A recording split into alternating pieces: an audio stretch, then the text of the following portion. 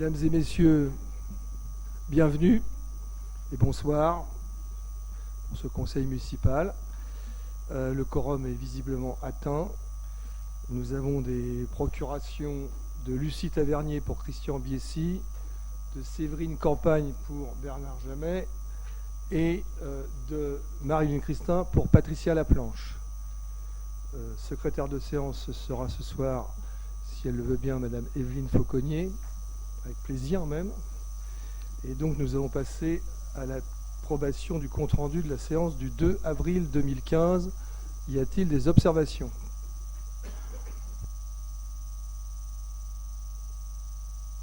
Donc pas d'observation. Donc nous allons passer au vote. Qui est pour ? Qui s'abstient ? Qui est contre ? Unanimité. Merci.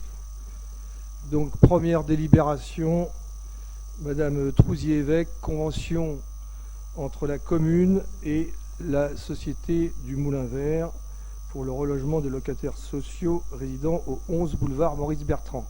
Madame Trousier-Évêque, vous avez la parole. Bonsoir à tous.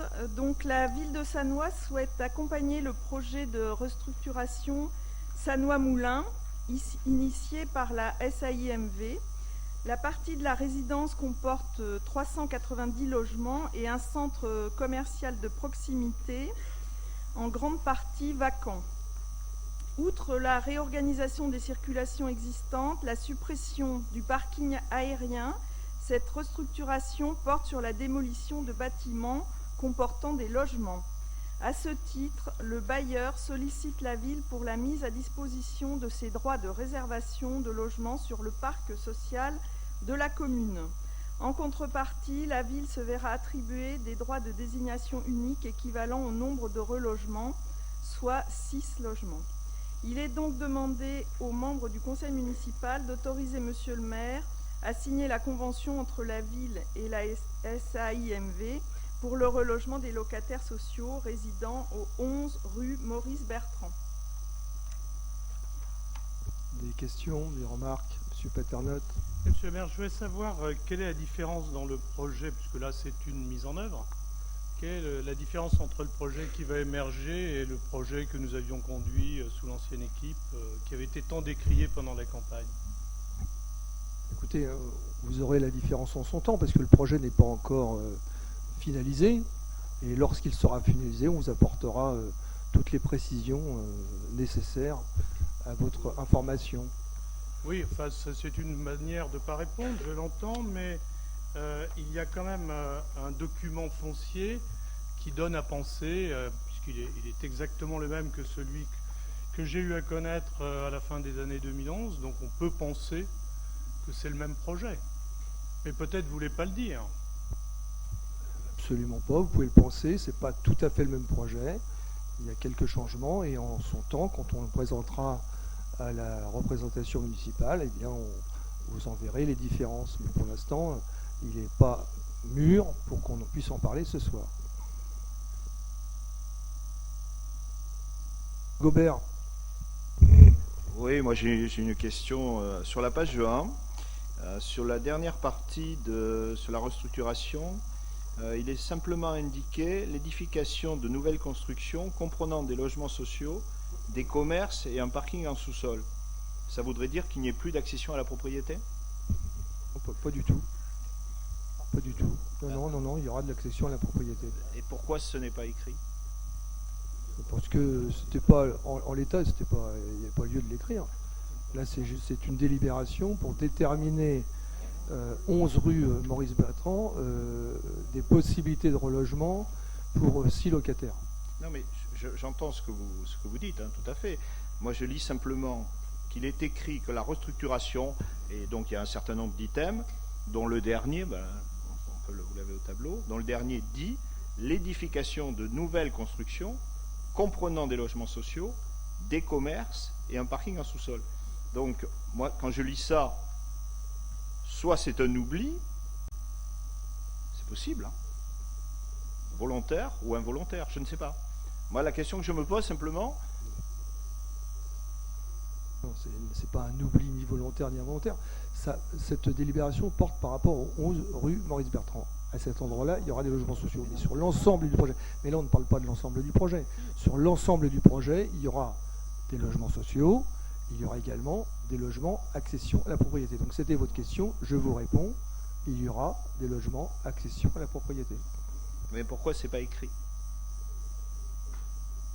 Parce que ça n'est pas écrit, mais on est là pour vous répondre, ça sert à ça le conseil municipal. Il y aura des logements accession à la propriété. C'était votre question, j'y réponds. D'accord. Madame Laplanche. Oui, j'interviens au nom de Marie-Evelyne Christin. Dans la restructuration, il est prévu la démolition de 33 logements. Et vous demandez donc 6 nouveaux logements. Est-ce à dire que ce sont 6 personnes qui habitent encore ce jour dans les logements? Exactement, Madame Laplanche. C'est exactement cela. Il reste encore 6 familles résidant au 11 rue Maurice Bertrand. C'est ça. Les autres ont déjà été relogés. Voilà. Et dans la convention, pourquoi vous avez mis des X au lieu de mettre les chiffres? C'est une convention type et donc le jour où la convention sera signée, à la place des X, il y aura les chiffres.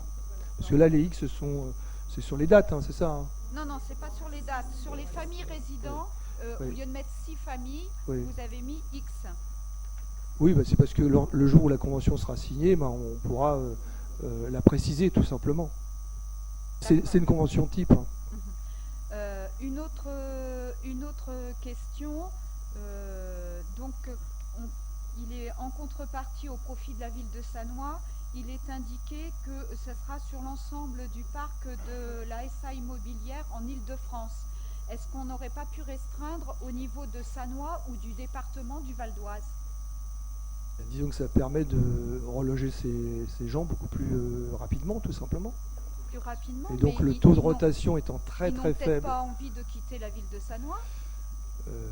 En tout cas, ce qu'ils veulent, c'est être logés. Hein. Donc on fera tout pour qu'ils soient logés sur la ville de Sannois, mais ça permet de...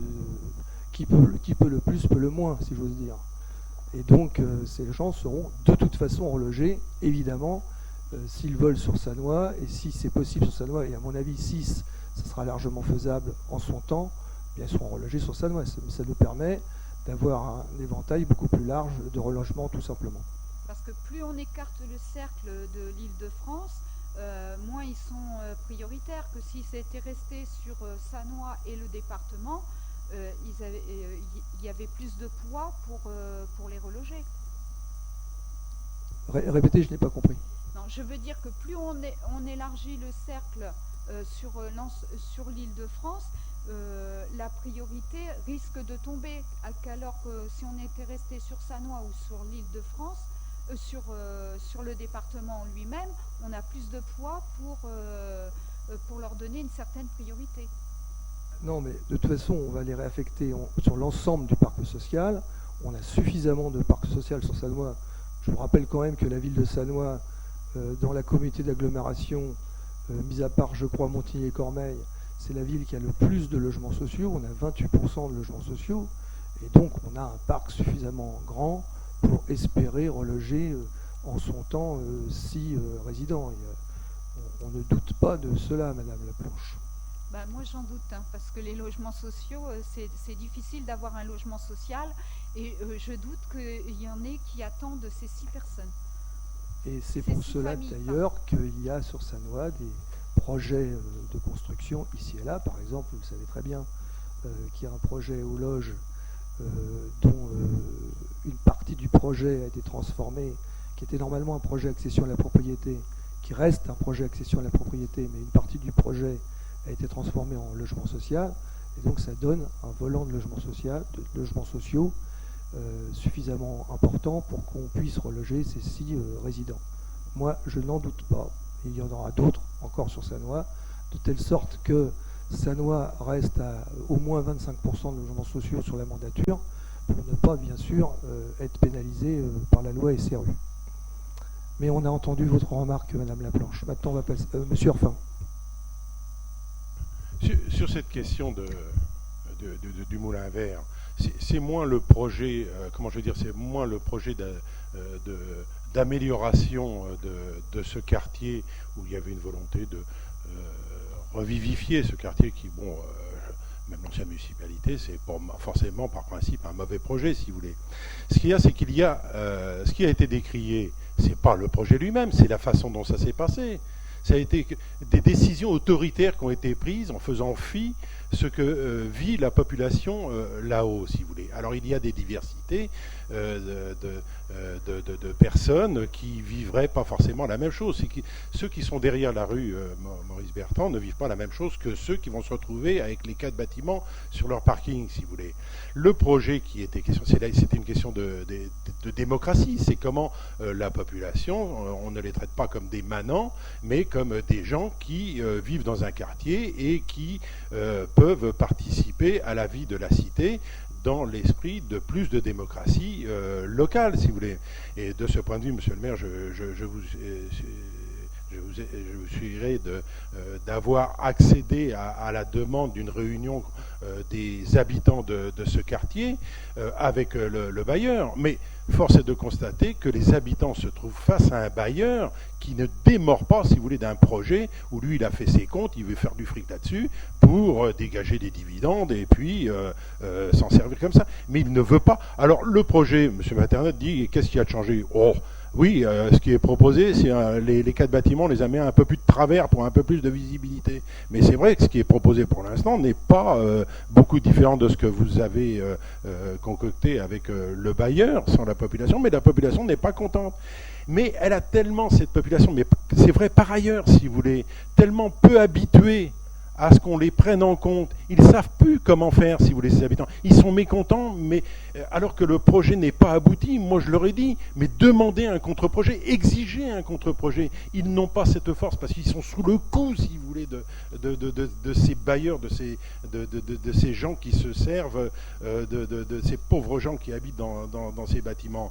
Donc voilà, la question, elle est là. Alors, moi, sur cette question-là, on ne pourra pas faire sans les gens eux-mêmes, je leur ai dit, si vous voulez. Moi, je suis prêt à les soutenir dans toute action qui visera à un autre projet, parce que les gens sont intelligents là-bas. Ils le vivent, ils savent ce qui peut être bon pour eux et qui peut être différent de ce que pense le bailleur. Mais le bailleur, hautain comme il est, ne pensait qu'à une seule chose, c'est de faire avancer son projet. Bon, après, c'est un rapport de force qu'il faut créer.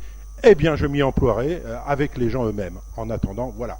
Donc pour cette question-là, moi, le projet, je le maintiens. C'est foncièrement pas un mauvais projet que de vouloir s'occuper de ce quartier qui est à la périphérie de Sannois. Il faut écouter les gens. En attendant, les gens ne sont pas satisfaits, il ne faut pas le croire. Hein, et moi, je m'abstiendrai sur cette délibération. Prenons acte. Je dois vous dire quand même que on n'a pas dû avoir les mêmes yeux lors de la réunion qui s'était passée et les mêmes oreilles. En octobre, je crois, 2014, non, c'était là-haut, c'était au restaurant scolaire d'Émile Roux. Et j'ai entendu, vous avez raison, monsieur Orphin, des inquiétudes, j'en ai entendu. Mais j'ai aussi entendu des gens qui attendent que le quartier évolue, que le quartier bouge. Et je dois vous dire qu'en ce moment, je suis en train de travailler avec mes services, évidemment, scolaires, pour essayer de sauver une classe à l'école Émile Roux. C'est à un enfant près, 2 enfants près. C'est une école qui est en déshérence. C'est une école qui... c'était 2 écoles du temps de M. Cancelier. Du temps de M. le maire Cancelier, c'était 2 écoles. C'est maintenant... Et une école maternelle, donc 3 écoles. Maintenant, c'est une seule école avec 5 classes. Et qui va perdre encore une classe l'année prochaine. Donc 6 classes et ça va devenir à 5 classes. C'est vous dire que si en maternelle élémentaire, on se retrouve à 5 classes, ça pose d'énormes problèmes de pédagogie. Ça veut dire évidemment des cours doubles, ça veut dire des grandes sections CP éventuellement. Bref, d'énormes soucis pédagogiques avec une équipe qui s'est donnée à fond autour de la directrice Madame Rubio et qui n'est pas payée de ses peines. Parce que je rappelle qu'il y a quelques années, il y a à peine ça, je crois 2-3 ans, il y avait 2 écoles. Et à partir du moment où il y avait 2 écoles, il y avait 2 façons de compter les effectifs. Une fois en maternelle, une fois en élémentaire. Maintenant qu'on est à une école, on globalise les effectifs et ça pénalise évidemment le nombre de classes. Donc ce quartier, ne serait-ce que pour son école, et bien sûr pour ses habitants, parce que dans le projet, je rappelle qu'il y a aussi un additif au niveau du commerce, a vraiment besoin de ce projet. Alors on peut critiquer aussi ou là le bailleur social, mais il y met aussi de ses fonds propres, et il commencera d'abord par restaurer les appartements existants. Donc je pense que tout le monde a gagné à ce projet, et je n'ai pas le même sentiment que vous sur les habitants, bien que je sais qu'il y a encore des réticences et des peurs, et c'est normal. Quand on change les choses, ça génère toujours des peurs. En attendant, je pense que c'est un projet qui sera intéressant et qu'il faut faire, ne serait-ce que pour l'école, pour relancer le transport, parce que là encore, les lignes de transport, on nous dit, bah oui, mais vous êtes bien gentil, monsieur le maire, vous demandez un transport, mais il n'y a personne dans les cars. Donc je crois, voilà, ce quartier doit revivre, et ce projet est nécessaire pour ce quartier. Maintenant, on va passer au vote. Donc qui est contre? Qui s'abstient? Et qui est pour? Merci.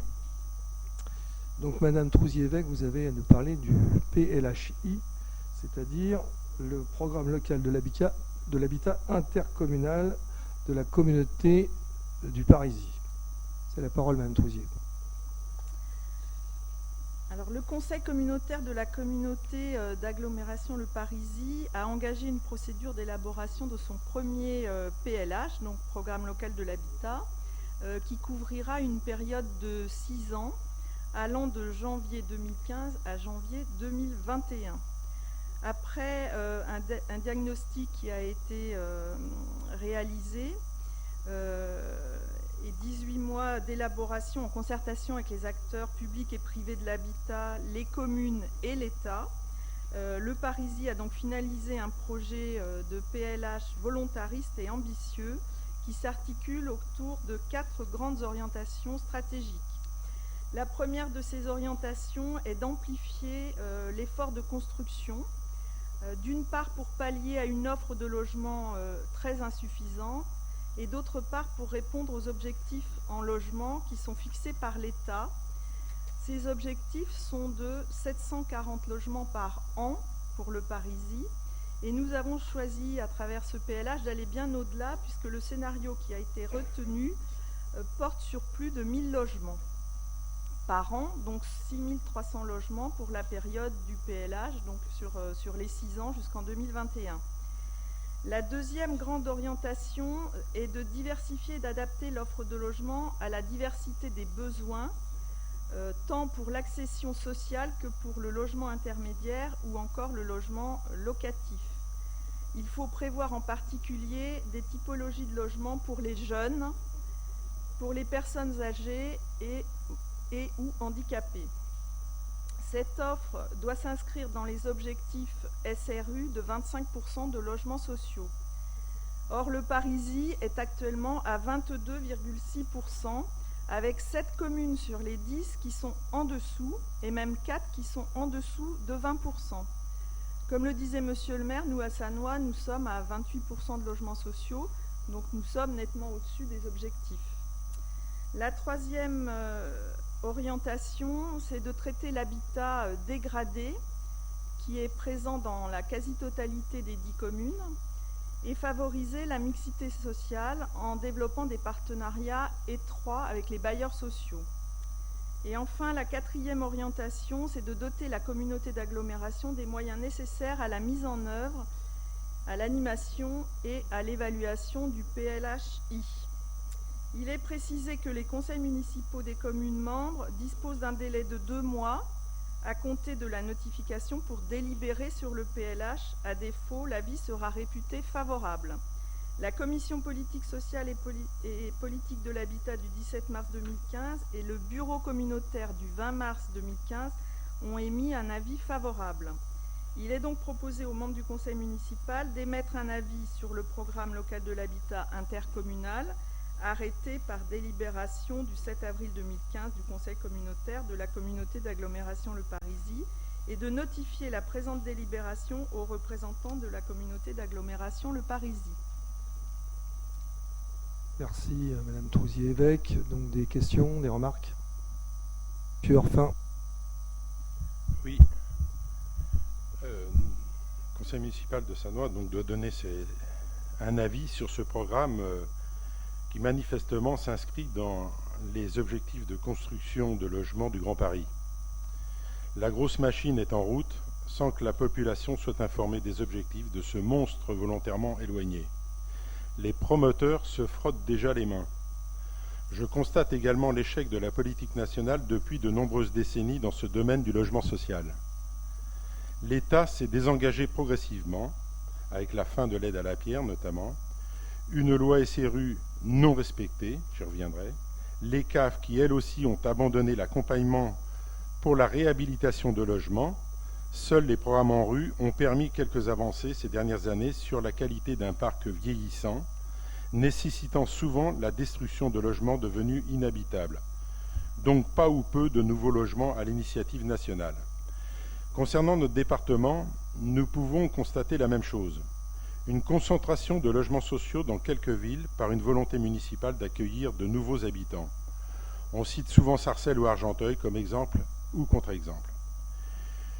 Une politique nationale mise en œuvre par le préfet impose à ces mêmes villes des contingents d'urgence et les bénéficiaires du dispositif DALO, créant ainsi une paupérisation de certains quartiers, pour ne pas dire des ghettos sociaux, ajoutant ainsi de la misère à la misère.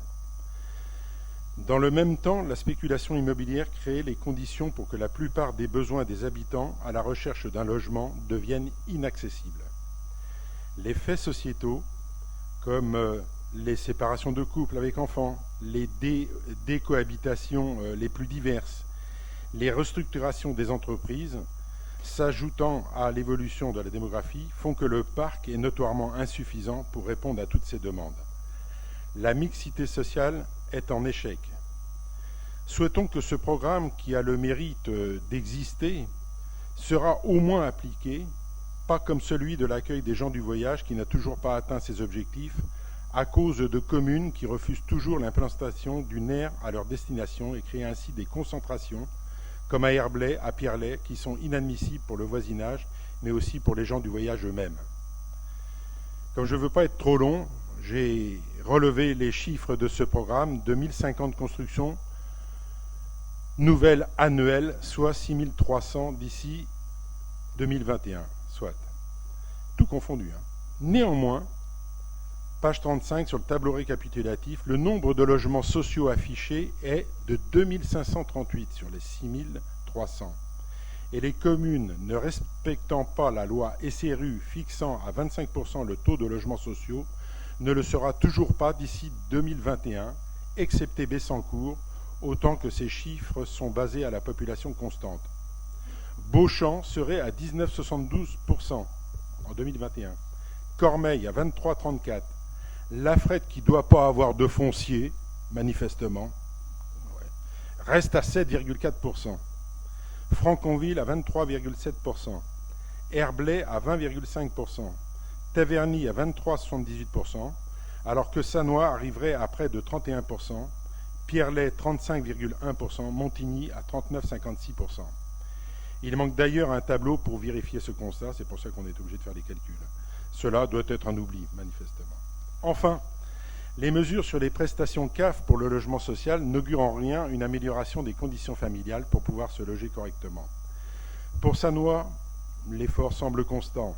Nous ne connaissons pas le nombre de demandeurs logement, mais nous savons que notamment les jeunes de notre cité ont des difficultés pour trouver un toit.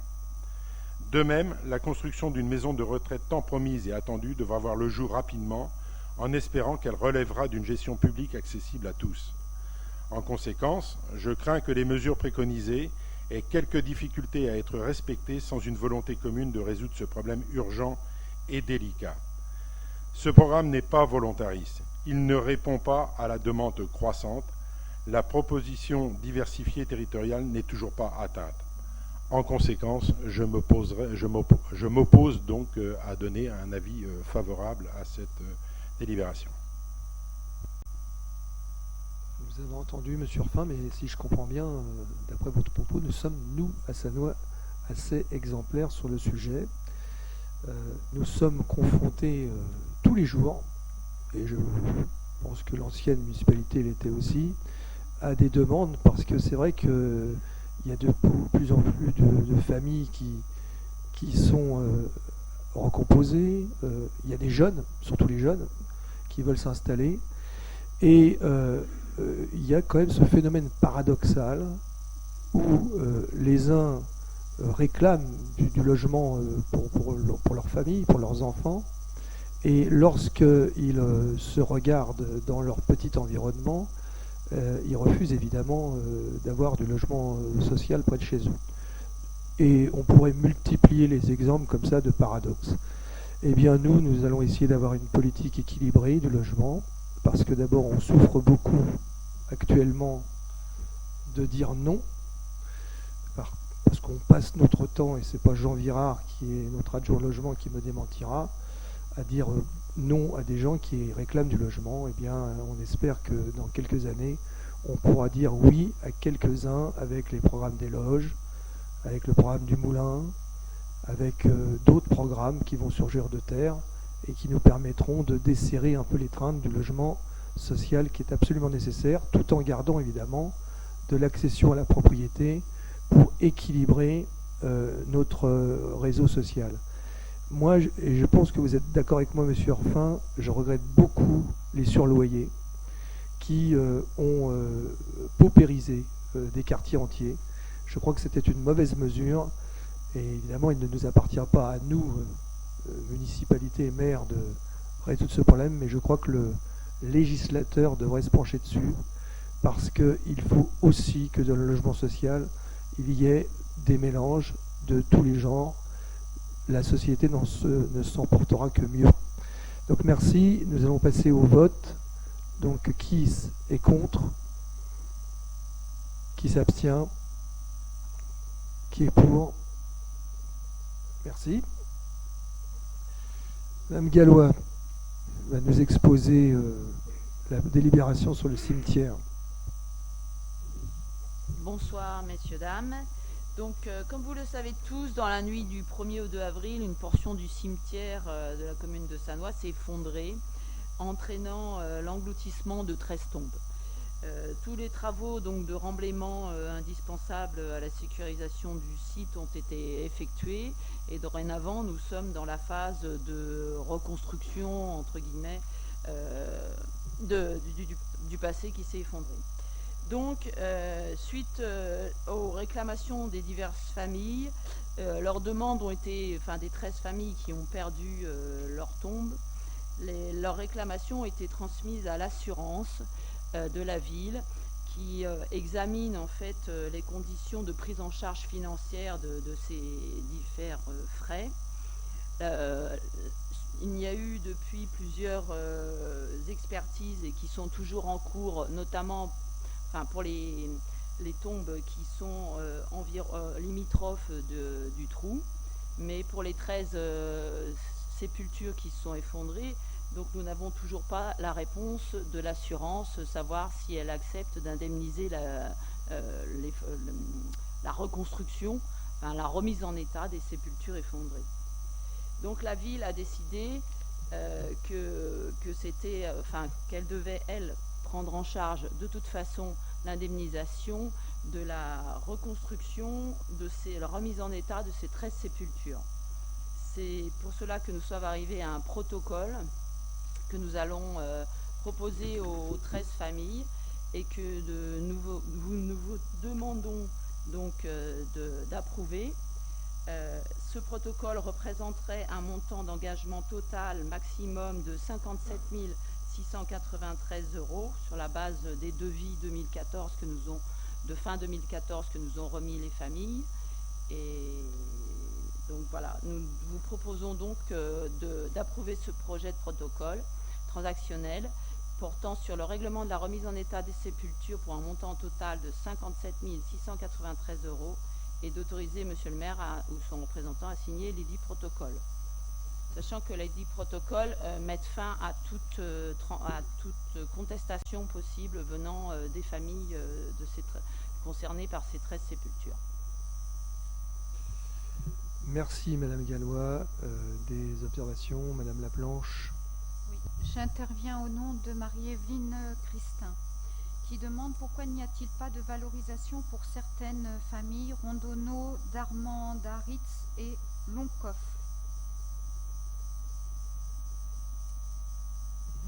Yoncoff, oui. Les 13 familles qui sont concernées, enfin qui ont... Attends, je sais pas si...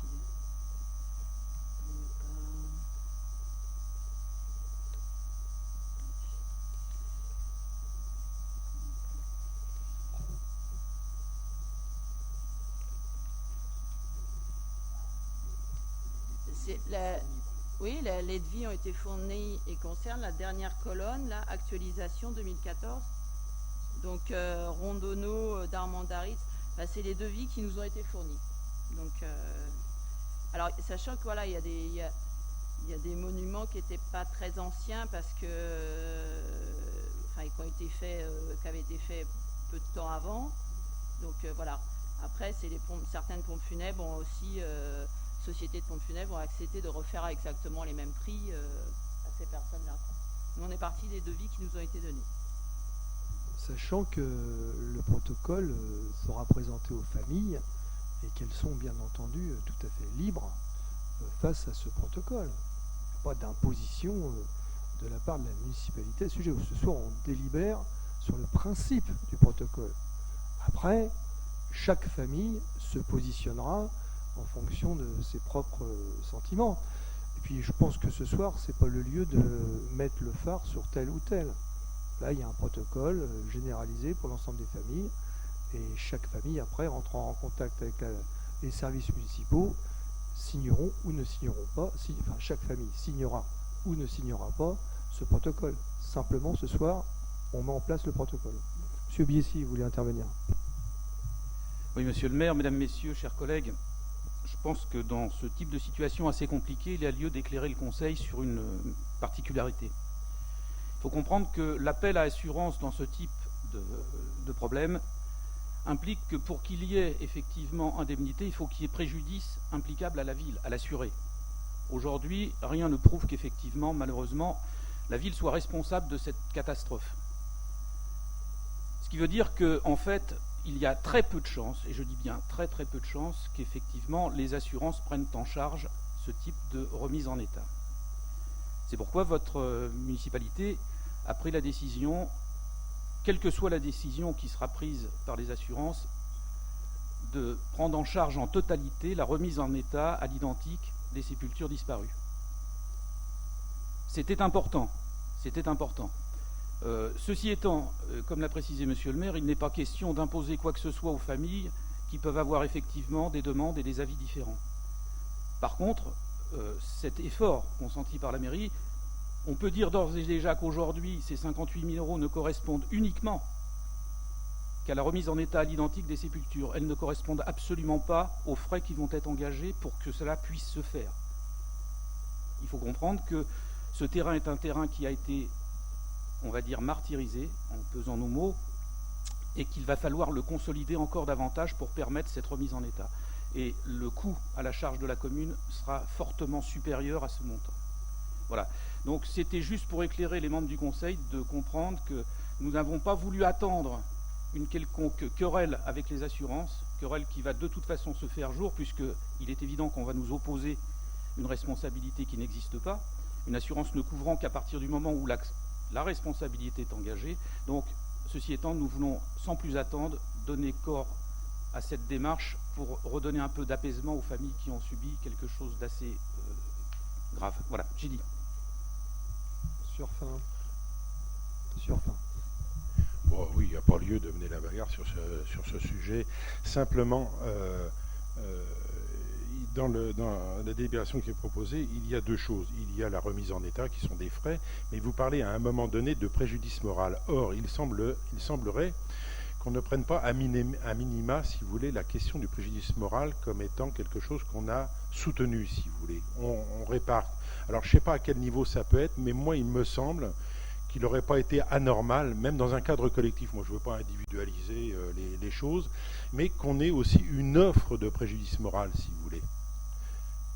Au niveau, évidemment, c'est toujours conséquent pour l'état de la commune, mais c'est aussi moi, je n'ai pas les moyens de mesurer ce qu'est le préjudice moral en la circonstance, si vous voulez, mais incontestablement, toutes les familles peuvent être touchées dans cette situation qui va au-delà du coût de la remise en état.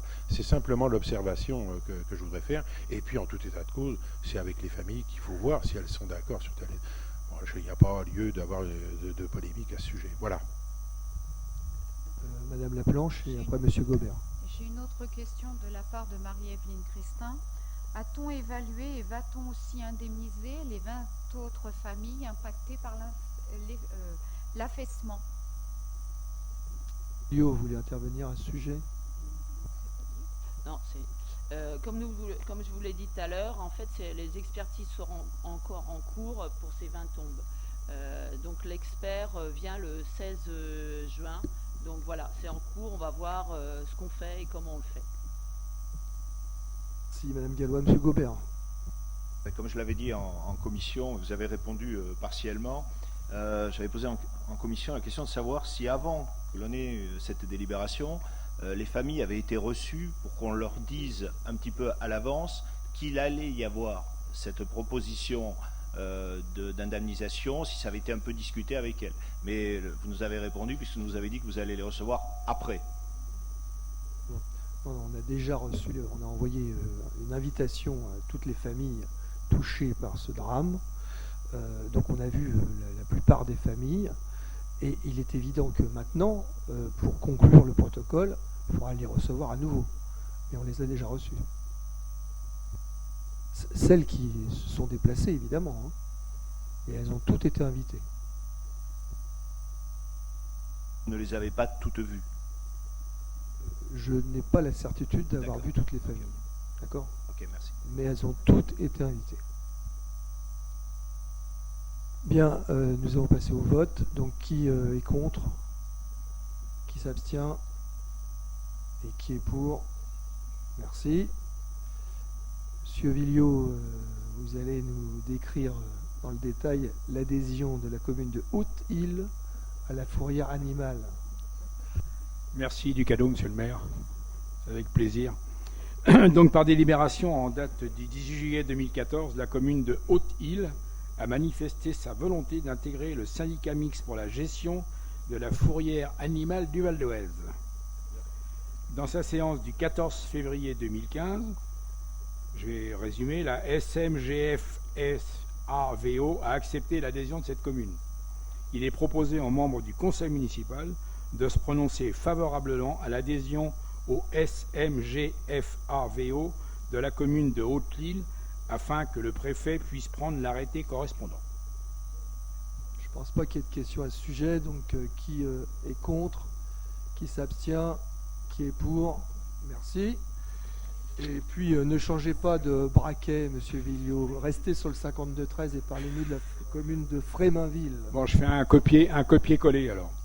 Par délibération en date du 12 mars 2015, la commune de Fréminville a manifesté sa volonté d'intégrer la SMGF-AVO pour la gestion de la fourrière animale du Val d'Oise. Dans sa séance du 28 mars 2015, le comité syndical a accepté l'adhésion de cette commune. Il est proposé aux membres du conseil municipal de se prononcer favorablement à l'adhésion au SMGF-AVO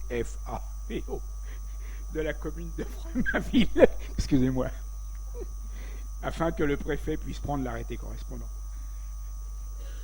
C'est très bon pour les muscles faciaux, monsieur Villot. Donc, qui est contre? Qui s'abstient? Qui est pour? Merci.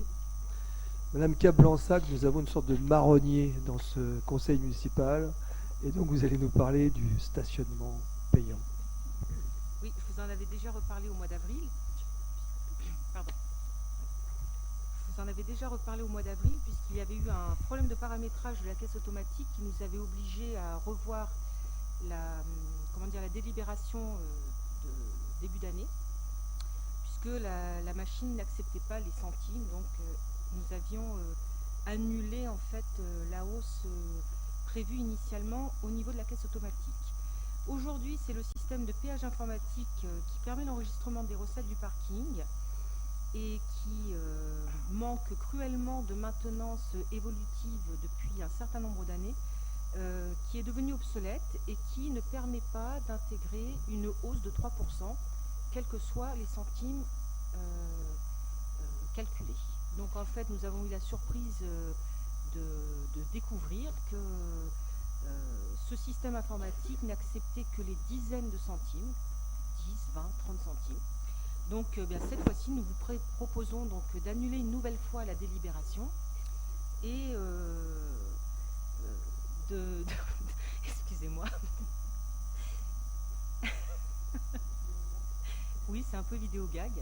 Et donc de délibérer sur les nouveaux tarifs, donc arrondis aux dizaines de centimes près. Voilà. Cette fois-ci, on espère qu'il n'y aura pas de nouvelles surprises. En tout cas, pour cette année, ça devrait être bon. On dit jamais 203, donc je me méfie. Voilà. Parler de marronnier. Voilà, j'avais bien compris.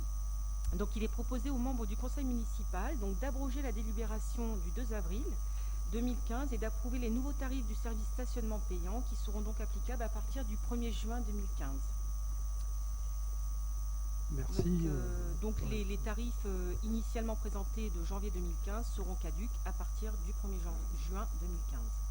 Bien, merci Madame Cap-Blanc-Sacre. Donc des observations à ce sujet peut-être? Non, c'est pas la peine, on est d'accord. Donc, qui est contre? Voilà. Qui s'abstient? Et qui est pour? Merci beaucoup. Eh bien, Madame Cap-Blanc, vous nous parlez toujours du stationnement payant, mais du compte de gestion. Donc, tout d'abord, je vais vous parler du compte de gestion. Donc, avant le 1er juin de l'année qui suit la clôture de l'exercice, le trésorier établit un compte de gestion par budget voté, soit sur le budget principal, soit sur les budgets annexes. Donc, le compte de gestion retrace les opérations budgétaires au niveau des dépenses et des recettes, avec une présentation analogue à celle du compte administratif qui vous sera présenté par la suite. Donc le compte de gestion comporte une balance générale de tous les comptes tenus par le trésorier et un bilan comptable de la collectivité qui décrit synthétiquement l'actif et le passif de la collectivité. Donc au niveau du compte de gestion 2014, donc il ressort en fait un petit excédent très petit de 15 000 euros. On constate un déficit d'investissement de près de 13 000 euros et un résultat positif sur fonctionnement de 28 000 euros. Donc ce qu'il faut bien voir, c'est qu'effectivement on ressort un petit excédent, mais qui est dérisoire si on le compare aux besoins d'investissement pour maintenir dans un état correct tous nos parkings souterrains. Voilà. Donc 15 000 euros, on ne va pas aller très loin avec ça. Donc je vous propose au niveau du compte de gestion d'approuver ce compte de gestion du trésorier principal pour l'exercice 2014. Donc avant de passer au vote, et je me retirerai, des observations? Non, donc je vais laisser la présidence à Monsieur Biessy. Ah, c'est pas maintenant? Ah, c'est au compte administratif. Ça. Donc on va passer au vote. D'accord, d'accord. Oui, Monsieur Orphin. Vote séparé, compte gestion et compte administratif. Oui, tout à fait, c'est ce qu'on vient de me dire. Donc là, j'ai le droit de rester. Donc qui est contre? On a déjà qui s'abstient? Oui. Là, on fait le compte de gestion. Compte de gestion. Ah d'accord. Donc tout à fait. Ouais. Donc qui est contre? Qui s'abstient? Qui est pour? Merci. Et donc maintenant. Donc Monsieur le maire, on va vous laisser sortir pour présenter le compte administratif. Bien, donc la parole est à Madame Cap-Blanc-Sacre pour nous présenter effectivement la délibération relative au budget annexe d'assainissement. Non, c'est pas celui-là, pardon. Excusez-moi, Madame. Anticipation faisait que... Voilà. Donc vous avez la parole, Madame Cap-Blanc-Sacre, pour l'aménagement urbain du stationnement payant pour l'exercice 2014, compte de gestion et administratif. Donc alors maintenant, nous passons au compte administratif au niveau du stationnement payant. Donc l'ordonnateur rend compte annuellement des opérations budgétaires qu'il a exécutées. Donc à la clôture de l'exercice budgétaire qui intervient au 31 janvier de l'année N+1, donc 31 janvier 2015 en l'occurrence, il établit le compte administratif du budget principal et des budgets annexes. Donc le compte administratif rapproche les prévisions ou autorisations inscrites au budget des réalisations effectives en dépenses et en recettes. Le compte administratif présente également les résultats comptables de l'exercice ainsi que les restes à réaliser éventuels qui seraient à reporter sur N+1 en investissement. Donc, ce compte administratif 2014 présente un résultat identique, c'est une chance, au compte de gestion 2014. Donc on a également un petit excédent de 15 295,02 €, un même déficit sur le poste investissement de 12 677 €, avec des dépenses d'investissement de 70 000, presque 71 000 € et des recettes qui correspondent à des reprises de provisions sur amortissement de 58 000 €. On a des dépenses de fonctionnement de 234 000 € avec des recettes de 262 000 €, ce qui fait ressortir un solde au niveau fonctionnement de 27 972 €. Donc le résultat global est de, comme je le disais, 15 295 €. Donc vous constaterez que le compte administratif 2014 est bien conforme au compte de gestion 2014 qui a été établi par le trésorier. La balance générale des réalisations présente un déficit d'investissement de 12 677 €, un résultat positif de fonctionnement de 27 972 €. Il n'y aura pas de reste à réaliser à reprendre sur 2015. Donc les résultats 2014, à savoir 15 295 €, seront repris au budget supplémentaire 2015. Donc il est donc proposé aux membres du conseil municipal d'arrêter les résultats du compte administratif pour l'exercice 2014. Merci Madame Capblanc. Mes chers collègues, vous avez entendu le rapport très détaillé de Madame Capblanc-Sacre. Si vous avez des observations, la parole vous sera accordée. Pas d'observation. On passe au vote. Qui est contre? Monsieur Urphin, Madame Oubrahim. Je retenais que votre prénom, ce qui n'était pas méchant. Qui est pour? Bien, donc la motion est adoptée. Nous allons attendre maintenant le retour de Monsieur le maire à qui... Abstention, je vous prie de m'excuser. Excusez-moi surtout. Madame Laplanche. Pour vous-même, Madame Laplanche, ou pour Madame Christin?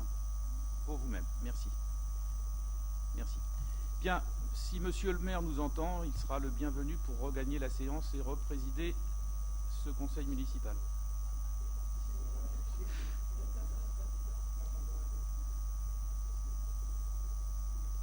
Monsieur le maire, c'est avec beaucoup de plaisir que je vous redonne cette très belle présidence.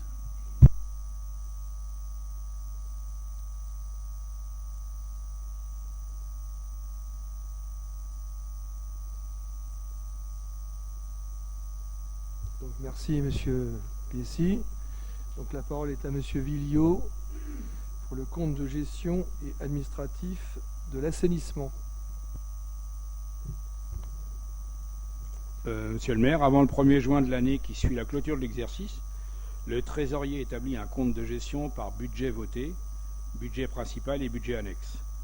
Le compte de gestion retrace les opérations budgétaires en dépenses et en recettes selon une présentation analogue à celle du compte administratif. Le compte de gestion est également soumis au vote de l'Assemblée délibérante qui peut constater aussi ainsi la stricte concordance des deux documents. Ce premier examen est suivi d'un second contrôle effectué par le juge des comptes. La réédition annuelle des comptes est une charge de fonction et une obligation d'ordre public. Au vu des pièces justificatives jointes en accompagnement du compte de gestion, le juge des comptes est à même d'apprécier la qualité de gestion du trésorier de la collectivité et peut, si des négligences sont constatées, engager la responsabilité personnelle et pécuniaire de celui-ci. Donc en compte de gestion 2014, le résultat de clôture 2014 est de 311 958,19 en investissement, en fonctionnement de 83 592,04 €, ce qui fait un total de 395 550,23 €. Donc il est demandé donc au conseil municipal de voter sur ce compte de gestion. Merci Monsieur Villiot. Des observations? Bien. Alors qui est contre? Qui s'abstient? Qui est pour? Merci. Et donc nous allons passer au compte administratif. Au revoir Monsieur le maire. Ah, tu peux rester. Pardon, excusez-moi. L'ordonnateur rencontre annuellement des opérations budgétaires qu'il a exécutées. À la clôture de l'exercice budgétaire qui intervient au 31 janvier de l'année N+1, il établit le compte administratif du budget principal ainsi que les comptes administratifs correspondant aux différents budgets. Après pointage des prévisions et des réalisations entre le service financier et la trésorerie de Sannois, le compte administratif 2014 se présente globalement ainsi. En investissement, un total de 261 604,47. En fonctionnement, un total de 345 196,51. Ainsi, la balance générale des réalisations présente un excédent d'investissement de 311 958,19 € et un résultat positif de fonctionnement de 83 592,04 €, soit un résultat global positif de 315 550,23 €. Le compte de gestion du trésorier fait ressortir le même résultat. Pour information, les résultats 2014 seront repris au budget supplémentaire 2015. Il est donc proposé aux membres du conseil municipal d'arrêter les comptes des résultats du compte administratif pour l'exercice 2014. Merci Monsieur Villot. Je vais passer la parole à Monsieur Biessy qui va prendre la présidence. Après, on va passer au vote. Bien, mes chers collègues, est-ce que vous avez des observations à formuler sur le rapport qui vient de vous être lu? Pas d'observation, nous passons au vote. Qui est contre? Qui s'abstient? Merci. Qui est pour? Je vous remercie. J'ai reperdu mon maire.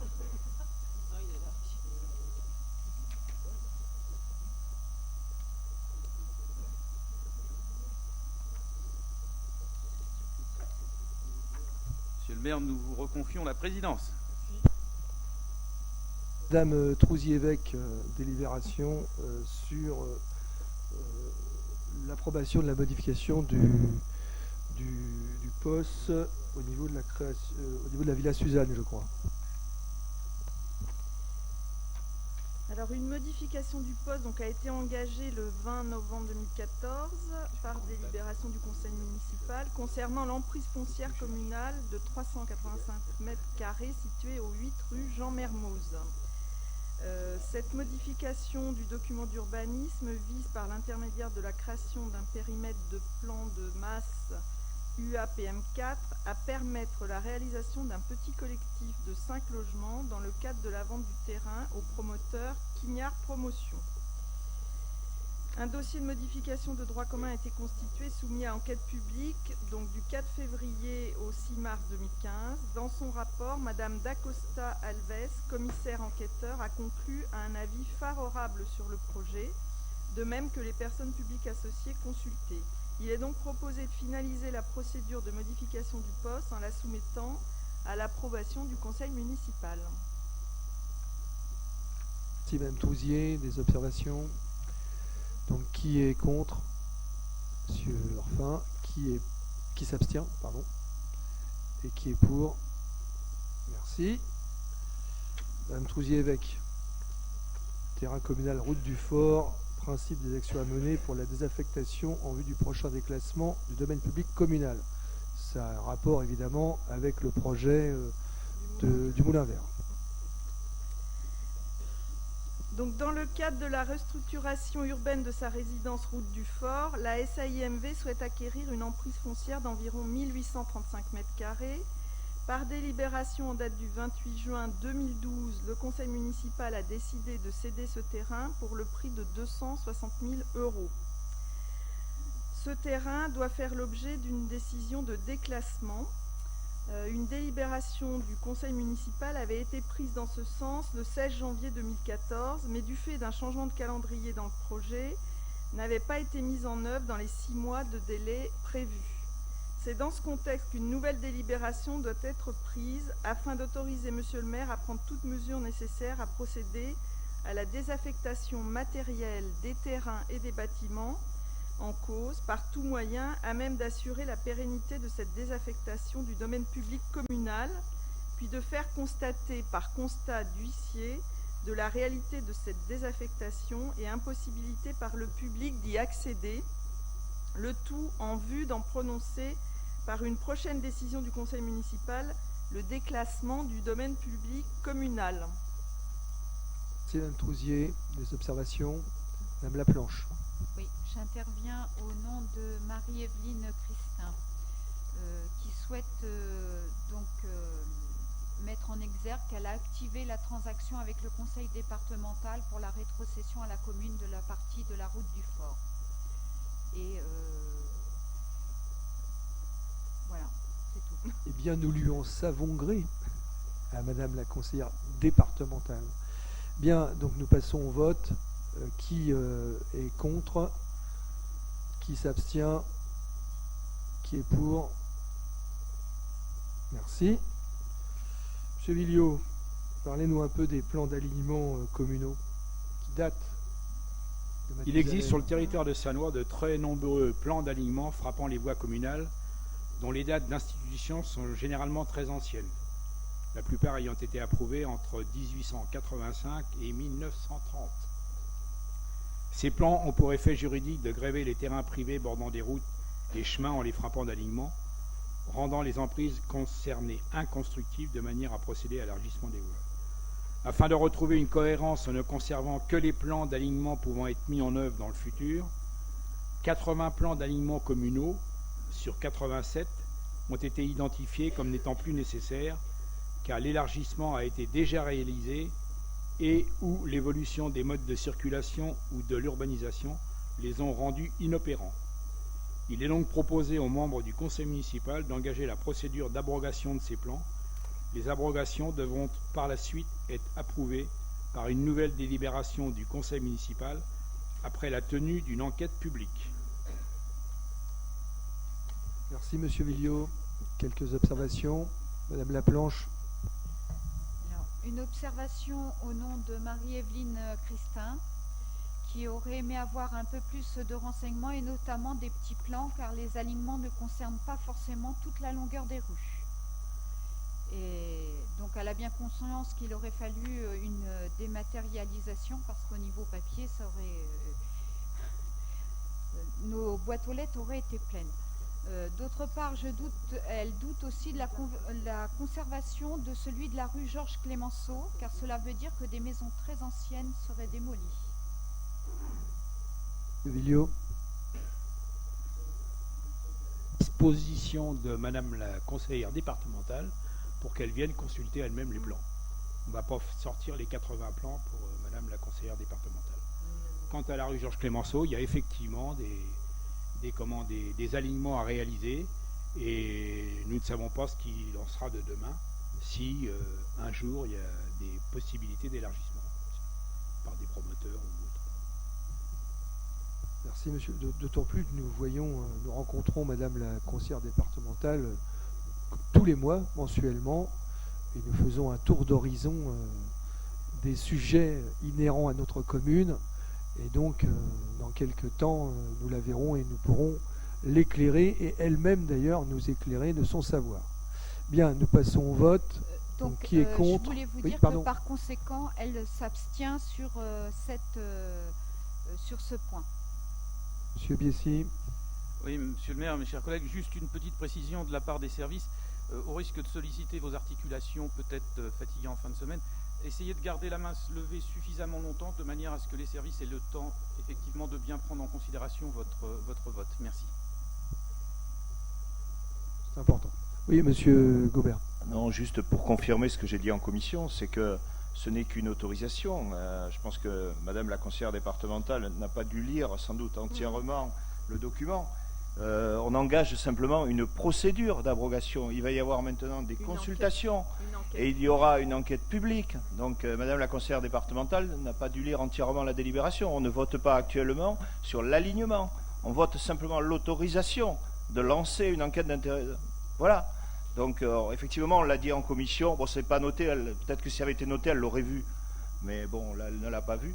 Donc bien sûr, au cours de l'enquête d'utilité publique, les gens pourront aller voir le commissaire enquêteur, pourront discuter avec eux.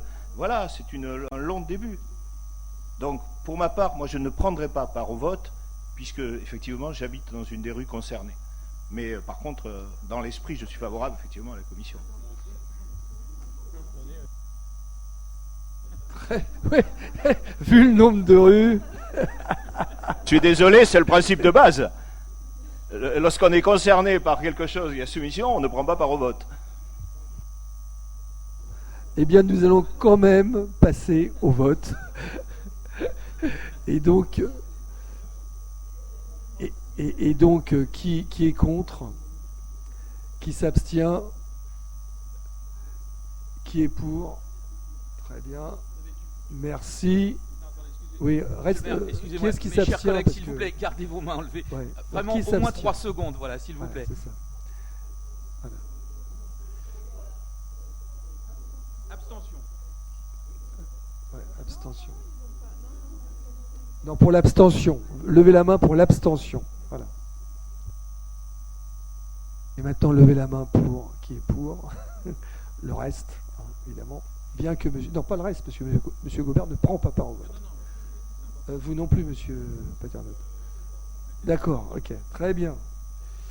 Donc, monsieur Vaudatin, parlez-nous un peu de la convention d'exploitation du domaine public pour monsieur David Philippe pour l'implantation d'un manège forain.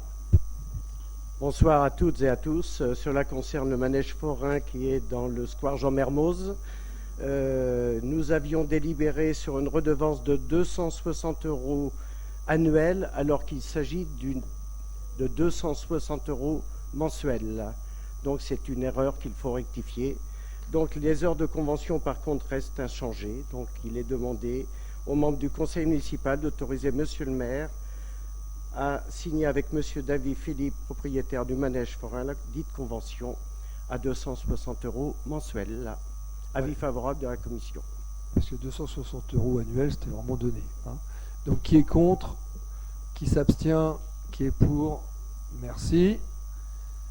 Monsieur Vaudatin, vu que vous avez chauffé la voie, maintenant vous pouvez continuer sur la convention de mise à disposition du domaine public pour madame Cuisimano. Alors, dans le cadre de la fête de la musique qui aura lieu dans le square Jean Mermoz le 21 juin Excusez-moi, 2015. monsieur Vaudatin, c'est pour monsieur Pucelle. C'est monsieur Pucelle. C'est le mot qui m'a légèrement trompé. Et Voilà, monsieur c'est- Pucelle. C'est celle-là au départ. Donc la convention concerne la fête de la musique dans le square Jean Mermoz le 21 juin 2015 de 12h à 22h. Donc la commune met à disposition d'un marchand ambulant de domaine public afin d'assurer un service de restauration dit salé. Donc les collectivités ne peuvent pas autoriser une occupation du domaine public sans redevance. Donc il est demandé une redevance de 90 € TTC.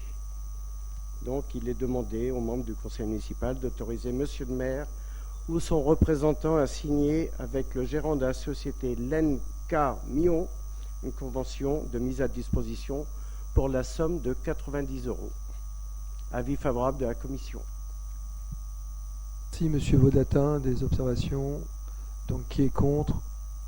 Oui, madame Laplanche. Je voulais faire une remarque. Vous annoncez donc le 21 juin de 12h à 22h et, et dans la convention, c'est marqué le 21 juin de 11h à 23h.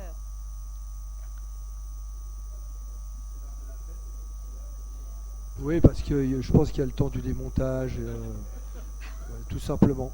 Ouais, Il voilà. s'agit du temps du montage et des montages. Voilà, c'est ça. Voilà. Donc avant et après, automatiquement. Donc nous allons passer au vote. Qui est contre? Ah, oui, d'accord. D'accord. Qui s'abstient? Qui est pour? Merci. Et donc maintenant, monsieur Vaudatin, nous passons à madame Cuisimano. Alors c'est dans le même cadre, hein, le square Jean Mermoz le 21 lors de la fête de la musique. Là il s'agit d'un service de restauration dit sucré. La différence avec la précédente délibération, c'est que là il y a une mise à disposition de l'électricité, d'un branchement électrique 2 fois 20 ampères. Donc il est demandé une redevance de 100 € TTC. Donc il est demandé aux membres du conseil municipal d'autoriser monsieur le maire à signer la convention avec madame Cuisimano pour la somme de 100 € TTC. Merci monsieur Vaudatin. Qui est contre? J'ai Oui, une petite, pardon, j'ai une allez-y, petite remarque. allez-y. Le sucré coûte plus cher que le salé. Parce que la Non, convention il est s'agit- 90 € pour le salé et 100 Non, il € s'agit Et de pour Monsieur Vaudatin a la l'électricité. réponse. sucré. Il s'agit de branchement électrique qui sera mis à disposition contrairement au salé qui était précédent. Donc il y a 2 fois 20 ampères. La réponse est là. Donc, voilà, on peut passer au vote. Donc, qui est contre? Qui s'abstient? Qui s'abstient? Qui est pour? Donc, Madame Beltran-Prats, parlez-nous du don d'un bronze étreinte de Monsieur Diez. Merci, Monsieur le maire. Chers collègues, messieurs, mesdames, bonjour. Dans le cadre de la politique culturelle menée par la ville de Sannois, des expositions donc temporaires intitulées Signatures contemporaines sont donc proposées tous les trimestres au musée Utrio-Valadon. Monsieur Dez, demeurant à Fontainebleau, fait don donc à la ville, dans le cadre de cette exposition qui est en cours, d'une œuvre étreinte, un bronze d'une hauteur de 20 cm pour une valeur assurance de 6 500 €. Comme l'ensemble des pièces qui sont données à la ville dans ce cadre, le don est effectué sous condition que l'œuvre soit exposée et valorisée par la ville, conservée dans le fonds muséal, qu'aucune vente, ni échange, ni exploitation ne soit possible sans son autorisation, et ce durant toute son existence, ou avec l'autorisation des ayants droit. Monsieur Diez, bien entendu, conserve les droits de propriété intellectuelle sur l'offre qu'il offre en sa qualité d'auteur, droits qui seront aussi exercés par ses ayants droit éventuellement après son décès. Donc l'objet de la délibération est d'autoriser Monsieur le maire à accepter le don sous condition de Monsieur Diez de cette œuvre intitulée Étreinte. Que vous avez en photographie devant vous. Merci Madame Beltran-Prats. Donc qui est contre? Qui s'abstient? Qui est pour? Merci. Et maintenant, Madame Beltran, vous avez parlé du Prats, pardon. Il faut aller jusqu'au bout. Hein. Oui. Vous allez nous parler du don de Monsieur Potier. C'est une œuvre picturale. Une acrylique sur toile, le vainqueur. Tout à fait, c'est celle que vous avez en haut de l'écran. Pour l'œuvre de tout à l'heure de Monsieur Diez, si vous êtes allé à l'exposition, vous allez rentrer dans la première petite salle et vous avez une œuvre assez massive qui fait près de 200 kilos. Donc c'est pas celle-là bien entendu, mais c'est une œuvre qui a été faite en modèle de cette œuvre magistrale qui est au musée. Pour l'autre exposant, donc pour notre peintre cette fois-ci qui s'appelle Monsieur Gilles Potier, le don concerne une œuvre picturale, c'est effectivement une peinture à l'huile qui s'appelle Le Vainqueur. C'est une huile sur toile d'un format de 81 sur 65 cm dont la valeur assurance est de 2500 €. Les conditions du don sont les mêmes que l'œuvre de Monsieur Diez, Donato Diez. Et donc il est demandé également au conseil municipal d'autoriser Monsieur le maire à accepter ce don dans les conditions précitées. Merci Madame Beltran-Prats. Donc qui est contre? Qui s'abstient? Qui est pour? Merci. Et Madame Beltran-Prats, parlez-nous un peu de l'école de musique et d'une subvention à l'école de musique. Alors, il s'agit donc d'une subvention supplémentaire qui est accordée à l'école de musique. Donc, par délibération du 28 août 2014, la ville de Sannois a passé une convention avec l'association École de musique associative de Sannois, moyennant le versement d'une subvention de 167 100 € en 2015. La convention prévoyait en outre d'accompagner l'école de musique dans l'organisation de manifestations et dans ses missions. L'accompagnement nécessite donc le versement d'une subvention supplémentaire qui permettra à l'association de rétribuer un emploi à mi-temps d'un chargé des manifestations. La subvention pour cet emploi est indexée sur l'évolution de la valeur du point de la fonction publique. Elle est d'un montant de 12 740 €. Les crédits sont prévus au budget en cours. Donc il est proposé au conseil municipal d'attribuer au titre de la présente année une subvention complémentaire de 12 740 € à l'association École de musique de Sannois. Merci Madame Beltran-Prat. Des observations, des questions, Madame Laplanche. Oui, une remarque au nom de Marie-Evelyne Christin, qui est contre cette subvention, du fait qu'on doit faire des économies partout sur des employés dans tous les services de la mairie, sauf a priori au niveau de l'école de musique. Donc elle vote contre. Non, mais je voudrais quand même rappeler qu'il s'agit d'un poste qui existe depuis des années et des années, et que c'était simplement parce qu'on avait fait un oubli lors du vote du budget et des votes. C'est donc une régularisation. C'est pas un poste supplémentaire. Cette dame, elle travaille, enfin, on va pas dire son nom évidemment, mais elle travaille à l'école de musique depuis, je crois, au moins 7 ou 8 ans. Enfin, je pense que ça date de 2008 ou 2009. Donc on n'a pas une augmentation de charges à l'école de musique, c'est simplement une régularisation de quelque chose qu'on avait oublié dans la subvention lors du vote du budget. Donc ça n'est qu'une régularisation. Vous voulez ajouter quelque chose ? Oui, je voudrais ajouter quelque chose. Moi, c'était pas mis dans la note aux commissions. Donc d'où la remarque de Madame Christin. Oui, non, mais qui n'était pas là à la commission, c'est vrai, mais qui quand même a suffisamment d'ancienneté dans cette commune pour savoir ce dont il s'agissait. Alors moi, en tant qu'élu, je n'ai pas suffisamment d'ancienneté, je ne peux pas assister aux commissions, donc je pense que cette remarque aurait dû être mise dans la note. Mais vous avez raison, Madame Laplanche, entièrement raison. Monsieur Piessy. Oui, Madame Laplanche, on peut vous suivre cependant. Je vous rappelle que c'était dans la convention qui vous a été transmise à tous au mois d'août. Merci. Alors on va passer au vote. Donc qui est contre ? Oui, Monsieur Gobert. Simplement que tout à fait, ça a été vu à l'époque et ça a été dissocié de la subvention pour justement montrer que cette somme représentait le demi-poste et c'était voulu, et je vois que j'approuve tout à fait le fait que vous repreniez exactement la même façon pour pas que ça soit noyé dans une subvention et qu'effectivement ça représentait le poste. Et je rappelle qu'avant, mais comme vous l'avez dit fort justement, tous les élus qui étaient de l'ancienne mandature savaient ça bien sûr, puisque à l'époque on l'avait même sorti, puisque avant c'était un personnel qui était payé par la ville, et donc on avait souhaité que ça soit à la demande du président de l'école de musique, que ça soit une convention de remboursement entre guillemets, et on avait eu un long débat pour l'expliquer. Donc merci de continuer à faire la même chose pour l'école de musique.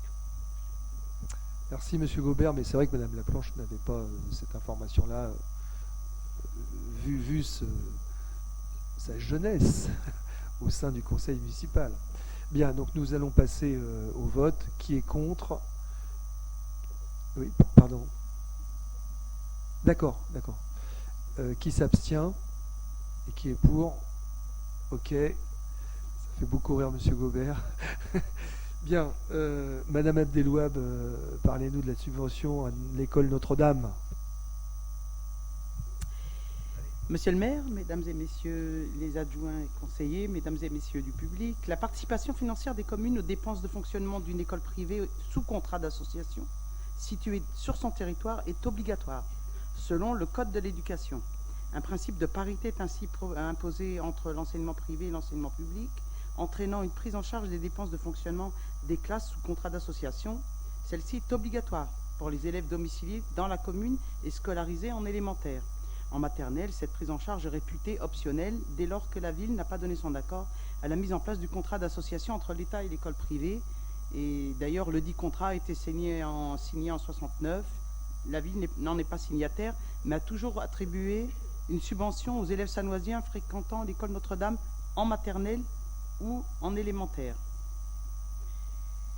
Les conditions de prise en charge doivent correspondre à ce qui est dépensé pour l'enseignement public ou à défaut se baser sur le barème de l'Union des maires du département qui fixe un montant global chaque année, revalorisé chaque année en fonction de l'indice de consommation. Cependant, compte tenu de la situation financière de la ville, il est proposé aux membres du conseil municipal de figer la base tarifaire 2014 pour les maternelles et d'appliquer la base tarifaire de l'Union des maires du département pour les élémentaires. Ainsi, les montants à inscrire sont les suivants.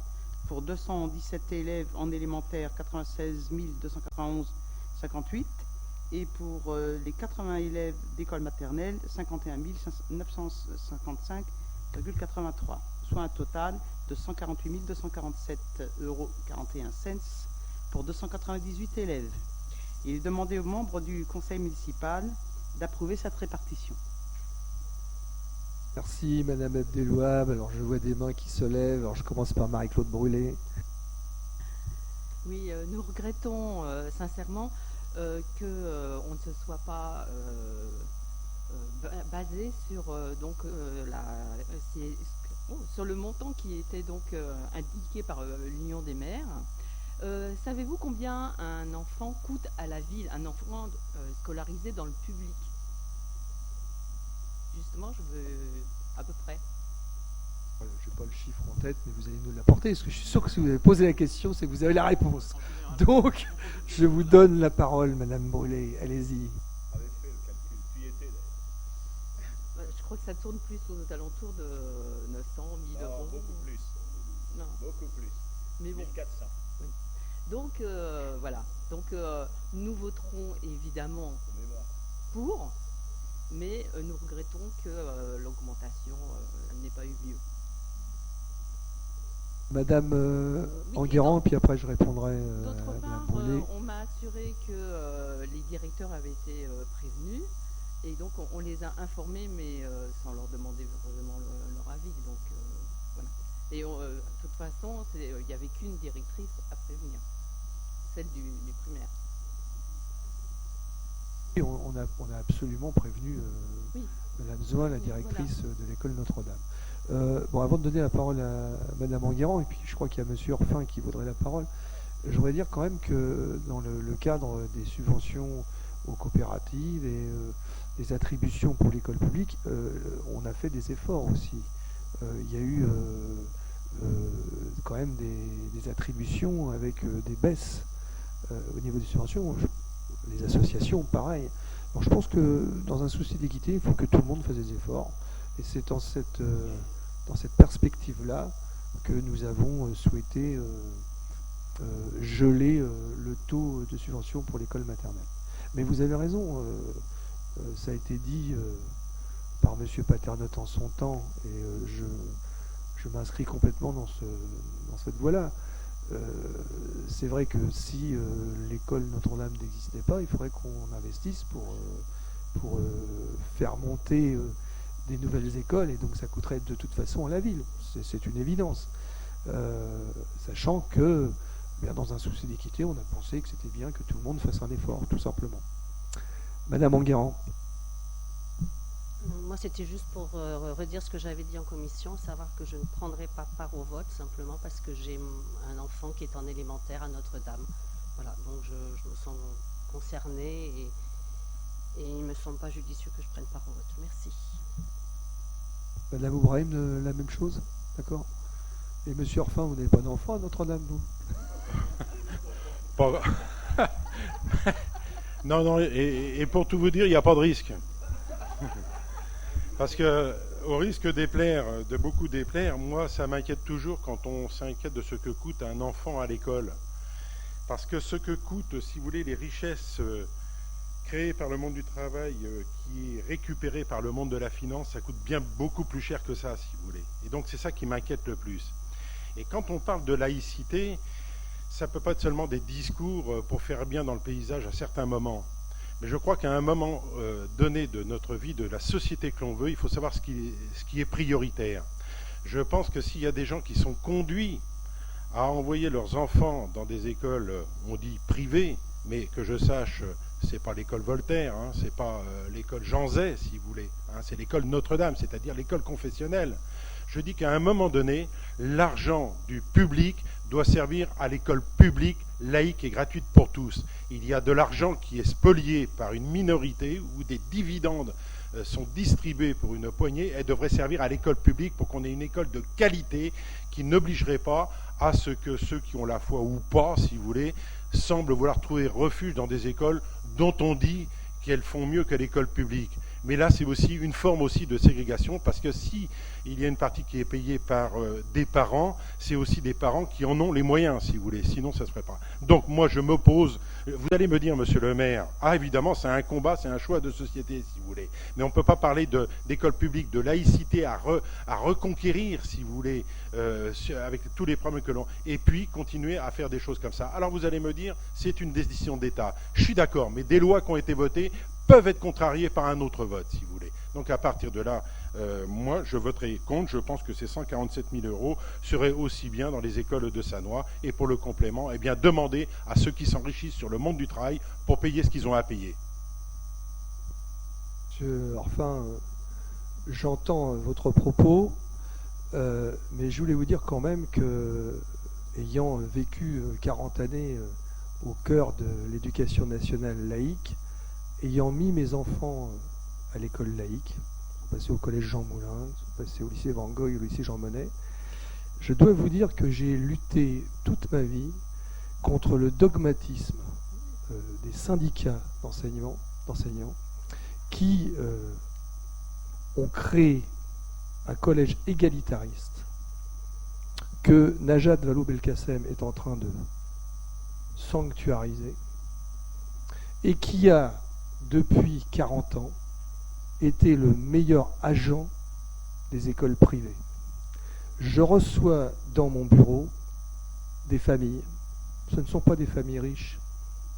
Ce sont des familles qui ont envie que leurs enfants atteignent l'excellence et elles me supplient, ces familles-là, d'intervenir auprès de l'école Notre-Dame pour qu'elles puissent accéder à l'école Notre-Dame. Ça me fait de la peine. Moi qui ai travaillé 40 ans à l'école laïque, pour l'école laïque, pour l'école et pour tout simplement l'éducation des enfants, et je ne veux pas là dire qu'à l'école Notre-Dame ils font moins bien, hein. C'est pas ce que je suis en train de dire. Parce que quand on est éducateur, qu'on soit dans une école Notre-Dame ou dans une école Jules Ferry, je crois qu'on fait son travail avec cœur. Mais, je vous le dis, la réforme des collèges, qui n'est pas une réforme, qui est simplement le parachèvement de la réforme Abi. Réforme Abi qui certes a été mis en place sous un gouvernement de Giscard d'Estaing, mais surtout parce qu'à l'époque, je crois que les hommes politiques du bord droit n'avaient pas suffisamment de volonté pour avoir le souci du mérite et de faire en sorte qu'à l'école, on prône d'abord le mérite. Et le mérite, c'est républicain, c'est avant tout républicain. Eh bien, on a abandonné le mérite républicain et on a fait le jeu de l'école Notre-Dame. Il suffirait statistiquement de prendre les effectifs des écoles privées en 1975 et de les prendre aujourd'hui. On s'apercevrait que les effectifs ont quasiment doublé, voire triplé dans les écoles privées. Et encore, si elles avaient des murs un peu plus larges, elles auraient peut-être quadruplé. Donc d'abord, il faut aussi que dans tous les partis politiques, de gauche comme de droite, on balaye dans son camp et qu'on arrête ce dogmatisme idiot, abruti, qui empêche dans l'école de la République de mettre en place le mérite républicain. Et le jour où on aura enfin le courage de dire on s'est trompé et on va avoir une école républicaine qui tiendra compte du mérite de chacun, eh bien vous verrez que cessera ce manège incessant des parents qui viennent dans mon bureau pour me demander une place à l'école Notre-Dame. Ce que je ne peux leur donner, de toute façon, je n'en ai pas le pouvoir. En tout cas, il faudra que chacun balaye devant sa porte, à gauche comme à droite. Merci. On va passer au vote. Qui est contre? Qui s'abstient? Qui est pour? Merci.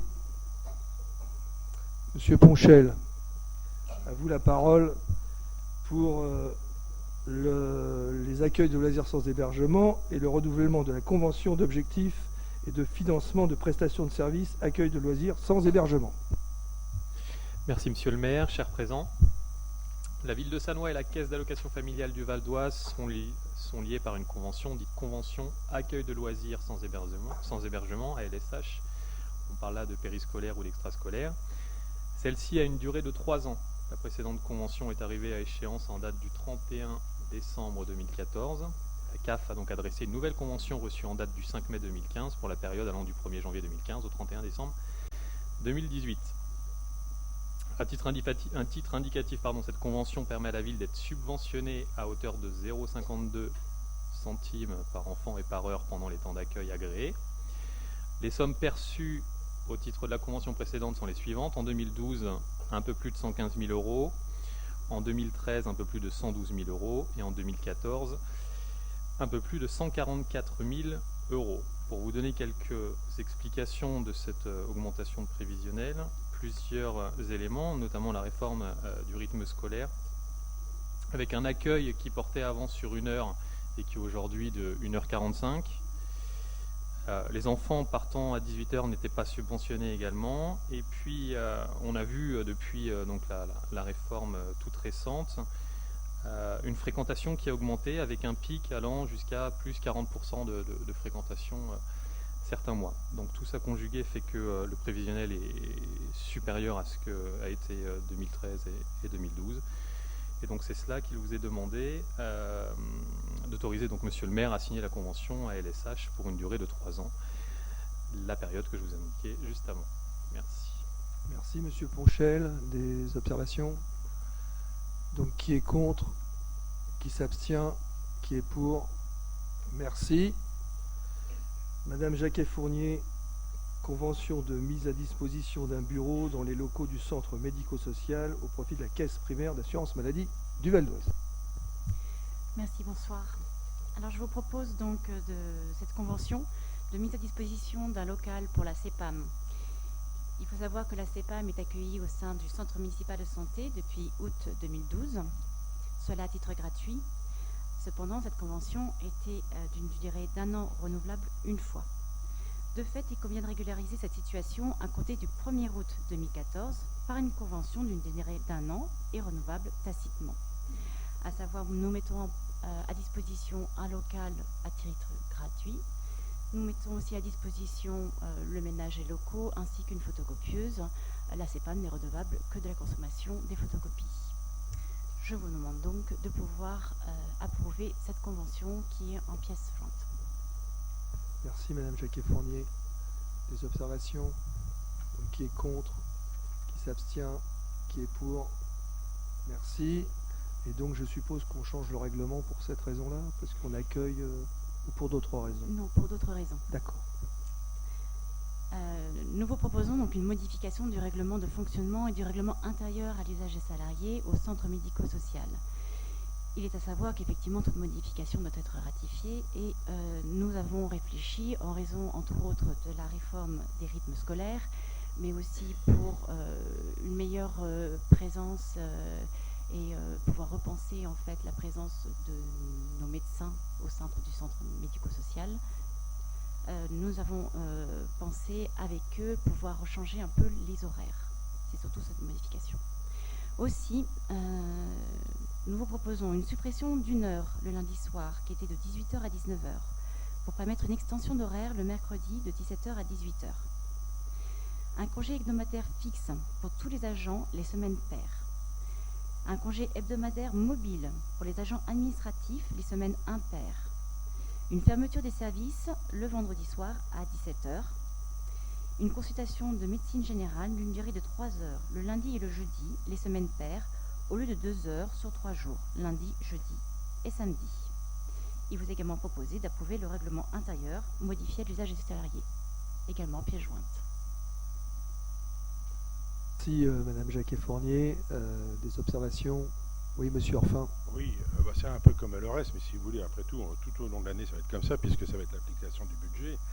Si vous voulez, c'est pas seulement un aménagement qu'aurait besoin ce secteur médico-social, c'est aussi son extension pour répondre à plus de besoins en termes de santé, si vous voulez. Alors donc là, c'est un aménagement pour les personnels, mais qui correspond à une utilisation à minima, si vous voulez, par la population sanoisienne.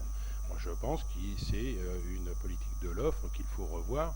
Évidemment, vous allez m'indiquer que budgétairement rien n'est possible et qu'on est coincé par toutes les misères que l'on nous fait. Mais après, il y a aussi ces batailles qu'il faut mener. Voilà. Donc, je voterai contre. Eh bien, c'est acté, Monsieur Orphin. Donc, qui est contre? Monsieur Orphin. Qui s'abstient? Qui est pour? Merci. Alors, Monsieur Ponchel, parlez-nous un peu cyclisme. Rien que pour ragaillardir mon cœur. Pour votre cœur de sportif, alors, Monsieur le maire. Chers amis sportifs, le PAC, Parisis Athletic Club 95, une association créée en 1953 pour la pratique du cyclisme sous toutes ses formes. Ce club compte cette année 142 adhérents, très précis, dont 63 âgés de moins de 18 ans.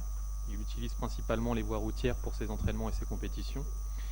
Dimanche 17 mai, le club a organisé 3 courses cyclistes sur le quartier Pasteur. Une première course nommée Prix du garage Busson pour les minimes, une seconde Prix du quartier Pasteur pour les cadets, et une dernière Prix du conseil municipal de Sannois pour les juniors et les seniors. Des courses d'ailleurs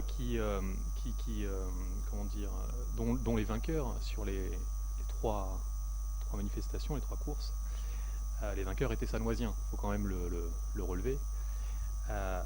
Et donc les féliciter. Non, pas que les Sannoisiens, il n'y avait pas que des Sannoisiens. Non. Mais les Sannoisiens étaient devant à l'arrivée, c'est le principal. Afin de l'aider financièrement pour l'organisation de ces cours sur le quartier Pasteur, l'association a déposé donc un dossier de demande de subvention.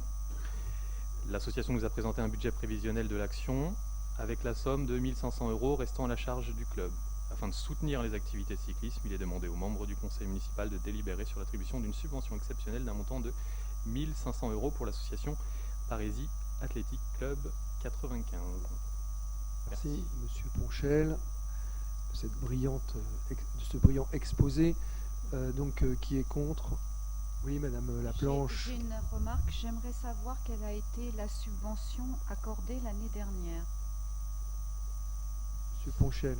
Elle était effectivement un peu plus importante, et pour respecter la ligne directrice que nous sommes fixés concernant les subventions, elle est donc réduite à hauteur de 1 500 €. Elle était de 1 700 € l'année précédente.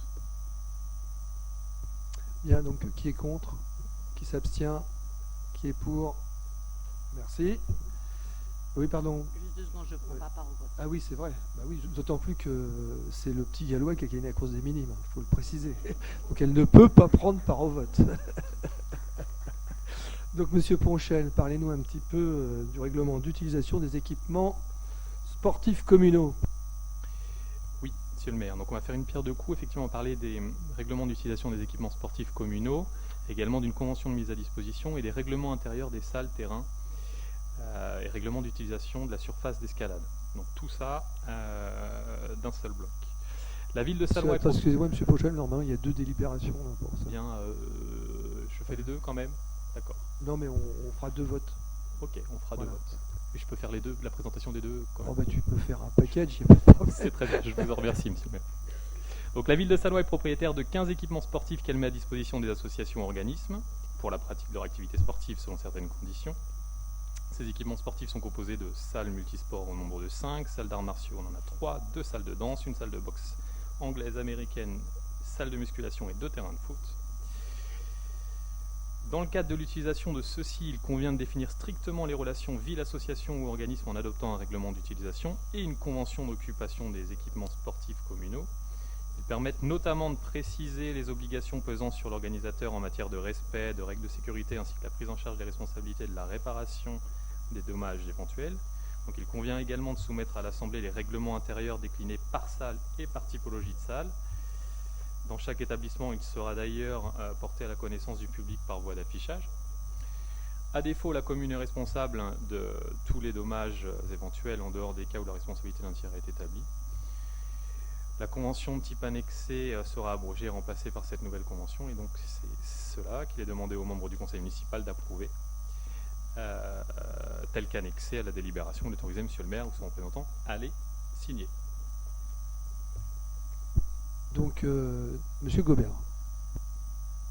Alors j'ai une question un peu rigolote entre guillemets, mais derrière il y a une question un petit peu de fond.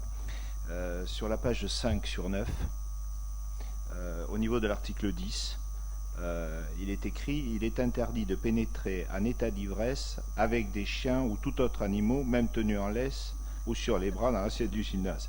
Alors, bon, c'est un peu drôle, effectivement, de dire qu'on est en ivresse avec les chiens. Bon, non, mais ça, c'est juste pour l'humour. La chose importante, c'est est-ce qu'on n'a pas le droit de rentrer avec des chiens? Ça, c'est le point. Mais c'est surtout le problème de l'état d'ivresse. La vraie difficulté que peuvent avoir des gardiens, c'est comment fait-on pour dire à quelqu'un, vous êtes en état d'ivresse, ou comment vous pouvez le gérer? C'est ça la vraie difficulté.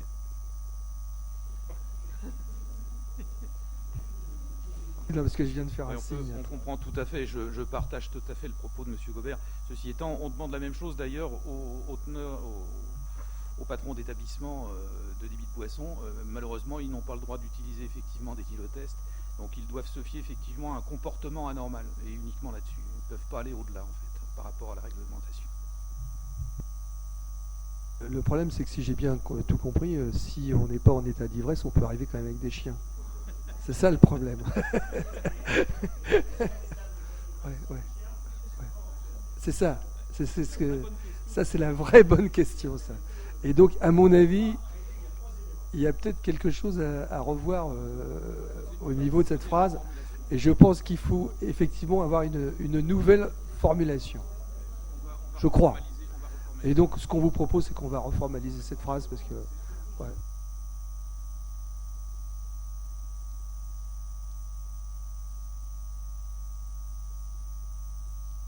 Que le maître peut être à jeun et le chien peut être en état d'ivresse. Et là, ça change tout.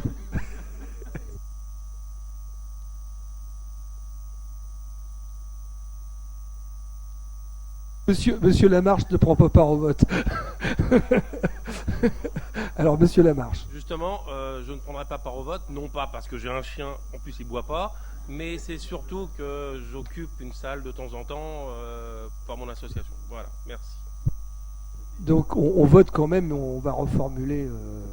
Donc qui est contre, qui s'abstient et qui est pour. Merci. Bon, on a dit qu'on faisait 2 votes en fait, parce qu'il y a aussi les terrains de football. Alors, on fait pareil pour les terrains de football. Donc qui est contre, qui s'abstient et qui est pour. Les mêmes, on est d'accord. Bien. Donc maintenant, Monsieur Gorza, budget principal, décision modificative numéro 1.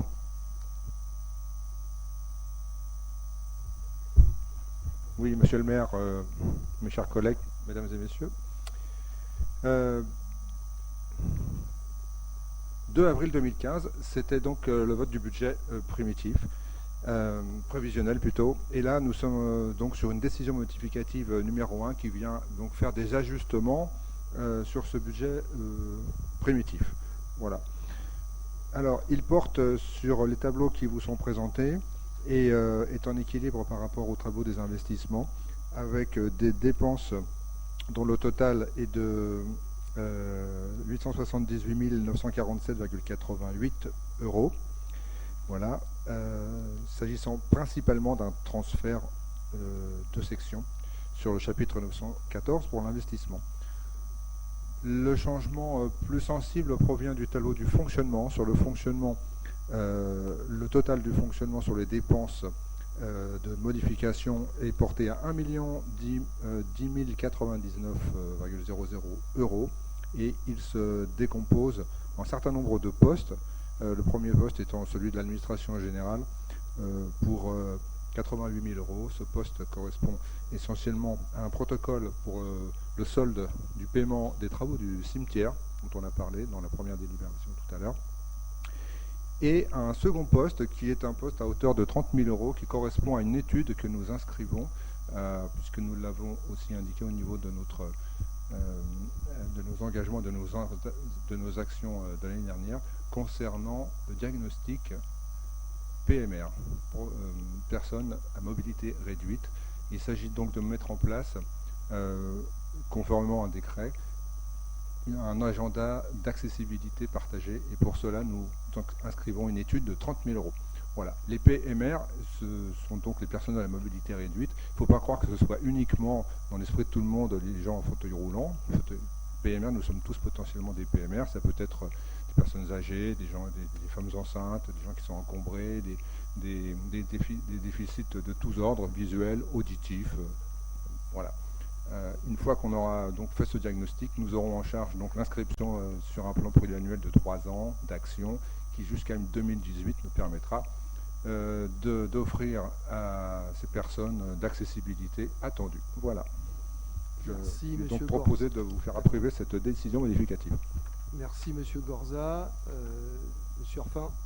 Oui, alors, j'aimerais bien avoir quelques, pas des explications, mais je me doute que les 877 389, il s'agit de la régularisation d'amortissement. Oui. Ça veut dire que c'est des choses qui n'étaient pas comptabilisées, pas calculées, pas appréciées au moment du vote du budget, et qu'on régularise, puisqu'en fin de compte c'est une opération blanche, si vous voulez, plus, moins en investissement et en fonctionnement, on arrive à la même chose, si vous voulez. Je suppose que c'est ça, donc c'est qu'une question technique, si j'ai bien compris. Autre chose sont les compléments naturels, puisqu'au moment du budget, vous n'aviez sans doute pas la notification de toutes les dotations à hauteur de 130 000 et quelques euros. Je note au passage, évidemment j'ai une explication, il y a eu 88 000 euros sur ces 130 et quelques mille qui sont versés à l'administration générale, expliquer que c'était pour le cimetière. Heureusement qu'on a eu cet argent-là, sinon je ne sais pas comment on aurait fait pour payer ces sommes que nous devons.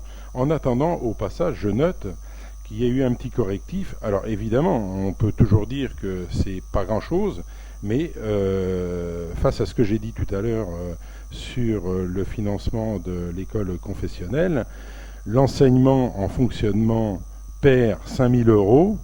Alors vous allez me dire au profit de la section investissement où elle gagne 1558, n'en demeure pas moins que ça fait 3500 euros de moins pour l'enseignement. Voilà, on a voté 147 000 si vous voulez pour Notre-Dame, mais on enlève encore, et j'avais dit au budget combien c'était pas très bien d'avoir baissé le budget de l'enseignement dans notre budget, si vous voulez. Et donc je note aussi qu'en fonctionnement pour le sport et jeunesse, c'est moins 4 000 euros. Alors évidemment, là il y a un petit correctif puisque vous passez à 5 290, un léger mieux. Mais au total, dans ces deux postes, eh bien, il y a un delta de 3 000 euros. Voilà. Donc de toute façon, ça ne change pas fondamentalement, si vous voulez, le budget de récession que vous avez voté positivement, unanimement, sauf moi, si vous voulez. Et donc je voterai contre. Eh bien, c'est acté, Monsieur Orpin. Donc, qui est contre ? Très bien. Qui s'abstient ? Ok. Et qui est pour ? Merci. Monsieur Biessy, parlez-nous de la demande d'affiliation volontaire au centre interdépartemental de gestion de compte courant de la commune de Saint-Germain-en-Laye. Voilà, tout à fait, Monsieur le maire, mes chers collègues. Donc, une demande d'affiliation volontaire au centre interdépartemental de gestion qu'on appelle communément le CIG. Donc le président du centre interdépartemental de gestion de la Grande Couronne nous a informé qu'il était saisi d'une demande d'affiliation émanant de Monsieur le maire de la commune de Saint-Germain-en-Laye. Les textes en vigueur nous imposent ce type de demande d'adhésion volontaire à un centre de gestion et une consultation des collectivités et des établissements déjà affiliés, ce que nous sommes. En conséquence, il est demandé aux membres du conseil municipal d'acter cette demande d'adhésion volontaire au CIG de la Grande Couronne. Voilà, merci. Merci, Monsieur Biessy. Donc, qui est contre ? Qui s'abstient ? Qui est pour ? Merci. Monsieur Biessy, parlez-nous du contentieux Londombo-Ganga. Oui, Monsieur le maire, mes chers collègues, notre dernière délibération est intéressante. Elle porte effectivement sur le contentieux de M. Londombo-Ganga. Alors, conformément à l'article 11 de la loi du 13 juillet 83, la commune est tenue de protéger ses agents contre les violences, menaces ou outrages dont ils pourraient être victimes. Le 3 août 2011, dans le quartier des Loges, Madame Vincent Lydie et Madame Mako Séverine, agents de la police municipale de Sannois, ont été victimes d'outrages. Par la parole, le geste et menaces de mort de nature à porter atteinte à la dignité et au respect dû à leurs fonctions. Ils ont été convoqués à l'audience du tribunal pour enfants de Pontoise le 21 mai 2015. Fort logiquement, mesdames Vincent et Mako ont sollicité l'intervention d'un avocat pour les représenter conformément aux droits statutaires. Il est donc proposé aux membres du conseil municipal d'accorder la protection fonctionnelle à ces deux agents et d'approuver la prise en charge par la commune des frais induits par leur défense. À noter bien évidemment que cette protection est couverte par l'assurance de protection fonctionnelle qui remboursera à la ville de Sannois les frais d'honoraires sur présentation des factures acquittées. Je vous remercie. Merci Monsieur Biessy. Des observations? Bien. Donc qui est contre? Qui s'abstient? Qui est pour? Merci. Donc vous avez l'emploi de délégation des pouvoirs du maire en fin de document, la cession de copieur à la dame, intégration, le contrat prêt œuvre UTER, la modification de la régie de recettes, dont de toute nature et cotisation aux caisses des écoles, modification de la régie d'avance centralisée à la ville et les comptes rendus des marchés publics. Et avant de vous souhaiter une bonne soirée, je voulais quand même vous informer d'une chose importante, c'est que la société Synergie, avec laquelle nous sommes en contentieux au niveau de la cuisine centrale, a réattaqué sur le fond, à savoir que, vous le savez, la commune avait été condamnée à payer 4 400 000 € lors de la dernière instance, mais que l'avocat de la partie adverse avait fait une erreur dans son décompte et qu'il y avait encore un delta d'environ 1 million d'euros. Donc nous avons cette mauvaise nouvelle à vous annoncer que la société Synergie nous réattaque à propos de ce manquement lors de la première audience, enfin la première audience, il y a eu tellement des audiences, en tout cas la dernière audience, et que donc nous sommes encore en difficulté avec la cuisine centrale, sachant que nous avons des travaux aussi d'urgence à faire sur cette cuisine centrale, le pompage du vide sanitaire qui va nous coûter 18 000 €, des réparations de fuite et le remplacement d'un compresseur. Donc nous sommes encore dans les soucis et comme le disait M. Orphin tout à l'heure, à propos du budget qu'il a qualifié de récession et que moi je qualifie simplement d'un budget rigoureux, nous ne sommes pas encore sortis de l'auberge. Nous épanchons et nous essayons de colmater les brèches. Nous y arriverons. Je suis très volontaire sur le sujet, on va y arriver, mais ce mandat sera vraiment le mandat de redressement de la ville et nous partons de loin, mais nous allons arriver en 2020 avec une ville assainie et une ville qui pourra repartir sur des investissements productifs et des investissements qui feront de cette belle ville, qui est toujours une belle ville, mais une ville attirante, elle l'est encore, du fait de son placement géographique, mais une ville où il fera évidemment encore mieux bon vivre dans les années à venir. En attendant, on se serre la ceinture, on fait attention à tout, certes, on baisse certains budgets, on le sait pourquoi, mais on ne le fait pas les yeux fermés, on le fait avec les yeux grands ouverts, avec un regard sur l'avenir, et un avenir qui sera radieux un jour, même si pour l'instant il y a quelques nuages à l'horizon. Voilà ce que je voulais vous dire ce soir, et je vous souhaite une excellente soirée, et je vous donne rendez-vous au mois de juin, le 25 juin à 21h. Merci à toutes et tous, et bonne soirée.